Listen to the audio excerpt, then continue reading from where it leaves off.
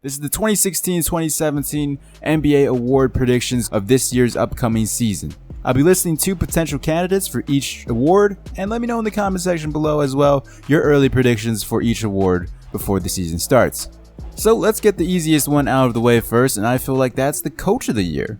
Coach of the Year awards can go either 2 ways. They could be awarded to the best coach with the best record, or they could be awarded to the coach that turned the team around the most from last season. I'm going to go with the safest pick here and say Steve Kerr wins back-to-back Coach of the Year awards. With a team with Steph Curry, Klay Thompson, Kevin Durant, Draymond Green, and JaVale McGee, this team is most likely to have one of the best records in the NBA. Now, whether or not this team is capable of winning 73 games once again, 2 years in a row, I don't know for sure. They could win less, they could win more. We'll have to see and wait and find out. But there's no denying that the Golden State Warriors are one of the favorites to just trample the regular season. A good runner-up for this award could be Tom Thibodeau of the Minnesota Timberwolves. Last year, the Timberwolves went 29-53, and a lot of projections project this team to be in playoff contention in the Western Conference. Now, whether or not this young core can click together and make that big of a push and that big of an improvement in 1 year is still yet to be seen, but it's going to be a fun team to watch and a good runner-up candidate for this award. Next up, we have Rookie of the Year, and my Rookie of the Year candidate goes to Buddy Hield. A 6th overall pick senior winning Rookie of the Year his first year in the NBA. Where have I heard this story before? Oh, Damian Lillard. Damian Lillard did this just a few years ago. 6th overall pick senior out of Weber State. I'm not comparing either of their play styles, or I'm not saying Buddy Hield's the next Damian Lillard. All I'm saying is that in their senior year in college, they both averaged nearly 25 points per game. Lillard's first year in the NBA, he played with one of the best power forwards of the mid-range, LaMarcus Aldridge, and Buddy Hield has a chance to play with one of the most upcoming, promising power forwards in the league, in Anthony Davis, if he could ever stay healthy. Both senior year in college and first year in the NBA seem pretty much identical. The only difference is Buddy Hield's going to be thrown into the fire because Tyreke Evans is injured and Jrue Holiday is out for personal reasons. Out of all the rookies in this year's draft, Buddy Hield has one of the best chances of winning Rookie of the Year just because of his situation with the New Orleans Pelicans. They're going to need him to space the floor, and they're going to need him a whole lot more if they're trying to make the playoffs this year. Which is why Buddy Hield is my favorite rookie of this year's draft to win Rookie of the Year.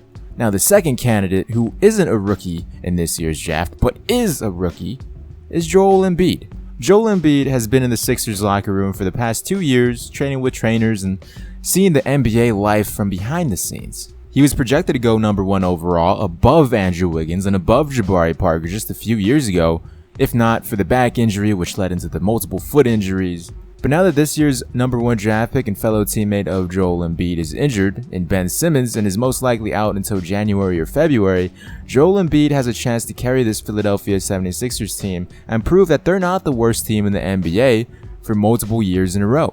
Embiid is on limited minutes right now, considering the Sixers are trying to work him into rotation and find out what his strengths and weaknesses are. Joel Embiid has one of the better chances of all of these rookies in this year's NBA draft to win Rookie of the Year because of experience within the NBA. On to the 6th Man of the Year award. The 6th Man of the Year award last year was robbed from Will the Thrill Barton. The award last year was given to Jamal Crawford, even though if the numbers were identical, but Will Barton started even less games than Jamal Crawford did. I'm not sure if this award goes by playoff teams. You have to be a playoff team to be eligible, because I feel like Will Barton had a breakout year last season, especially compared to the stats back in the day with the Portland Trail Blazers.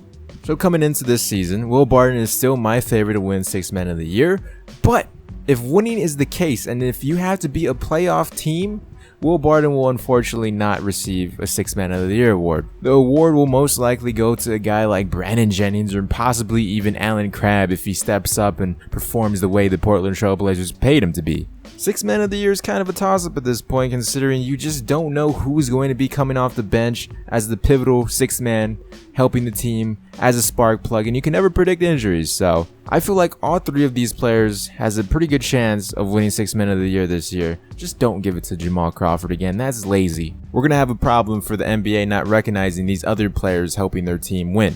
Now that that's out of the way, let's go on to some of the easier awards, such as the Most Improved Player. My number 1 candidate for this award goes to Dennis Schroeder of the Atlanta Hawks. They got rid of Jeff Teague.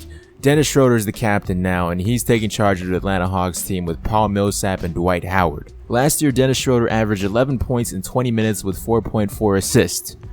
If he gets a full 30 minutes now that he's a starting point guard for this Atlanta Hawks team, if he could get anywhere between 17 to 20 points and up the assist to at least double digits, he's a shoo-in for the most improved player of this year, which is why Dennis Schroeder is my favorite to win most improved player of the year. And as for the second candidate, I believe will win most improved player of the year. A lot of you guys may not believe this is accurate, but Harrison Barnes got a huge payday with the Dallas Mavericks, only averaging 11 points per game last season with the Golden State Warriors. The Mavs paid him the money to be that second guy next to Dirk Nowitzki, and if Harrison Barnes can just perform the way Chandler Parsons did, and a little bit better than that, he could win most improved player of the year.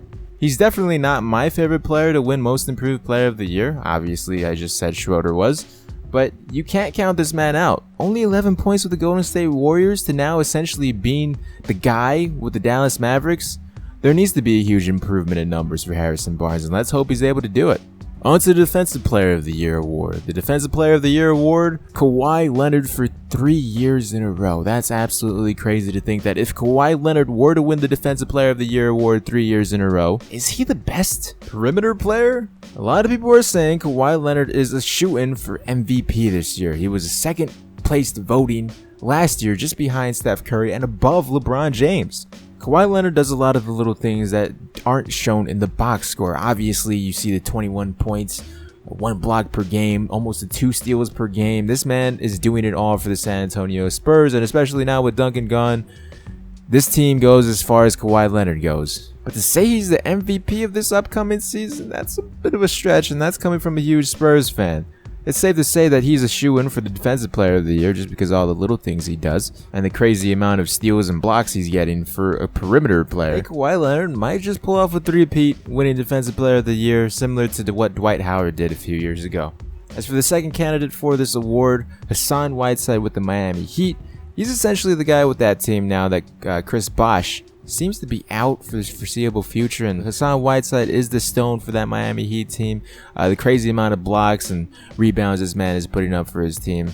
It's always nice to consider Hassan Whiteside for the Defensive Player of the Year, especially because I don't believe we've seen a dominant big man such as Hassan Whiteside doing everything he's doing on the defensive end in quite some time, maybe back since the old Dwight Howard days when he was actually relevant. But it should be a nice little battle between Kawhi Leonard and Hassan Whiteside throughout the year to see who's going to win Defensive Player of the Year. But my money is on Kawhi Leonard for 3 years in a row. Lastly, the MVP for the 2016-2017 NBA season. LeBron James is my primary candidate. I feel like is most deserving of this award. Obviously, we have guys like Steph Curry, Kevin Durant, but they joined forces together, and it's pretty awkward if one of them scored 30 while the other of them scored like 10 points. I don't know how points and scoring is going to be able to work with the Golden State Warriors, considering now they have a lot of shooters and a lot of scorers. So I don't feel like either Steph Curry or Kevin Durant will win MVP. So why not just give it to the best player in the league, LeBron James? He's proven time and time again he's reliable, and he's doing it on a constant basis. LeBron's turning 32 years old this upcoming season. And I feel like, although I don't want to say it, LeBron's a human being. He has to slow down at some point. But I don't think that's any time in the next few years. So, especially looking at the Cavs roster is slacking in the point guard position. Obviously, they got Kay Felder, but he's a rookie.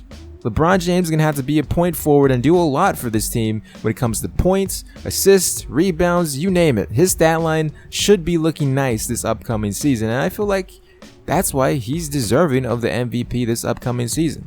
As for the second candidate, Russell Westbrook of the Oklahoma City Thunder. Now that Kevin Durant's gone, this is Russell Westbrook's team. We saw Russell Westbrook a few years ago average 28 points without Kevin Durant when he had the injury. If he could do it then, he could most likely do it now. He has something to prove, especially with all the comments that Kevin Durant has been saying about him and his former teammates.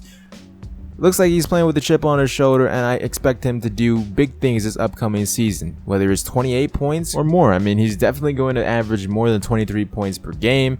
His entire stat line is going to go up. Even his turnovers, most likely, considering he doesn't have Kevin Durant to help him out in the fourth quarter anymore.